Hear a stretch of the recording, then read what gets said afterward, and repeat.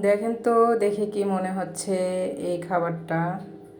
হ্যাঁ, এখন তো সবাই বলবেন যে এটা তো পাটিসাপটা পিঠা। না, এটা পাটিসাপটা পিঠা না। দেখতে পাটিসাপটা পিঠার মতো, বাট এটা পাটিসাপটা পিঠা না। এটা হচ্ছে ইটালিয়ান একটা খুবই ফেমাস খাবার। নাম হচ্ছে ক্যানালোনি।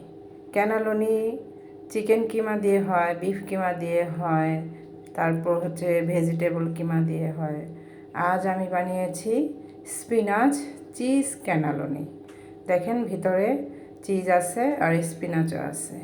সতে করে নিয়েছি স্পিনাচটা, সল্ট পেপার দিয়ে, চিজ দিয়ে এরকম রোল করে নিয়েছি। এইগুলা আবার কেটে নিব ছোট ছোট করে, অ্যাঙ্গেল করে কেটে নেওয়া যায়, আবার স্টিক করেও কেটে নেওয়া যায়।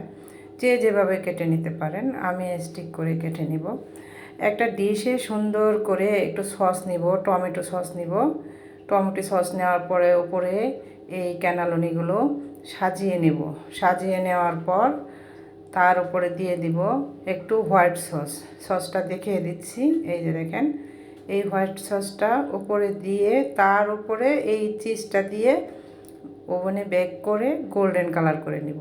তো কেমন লাগলো আমার এই ইটালিয়ান এই ফেমাস ডিশটা সবাই কমেন্টসে জানাবেন। নাম হচ্ছে ইটালিয়ান ক্যানালোনি। আল্লাহ হাফেজ।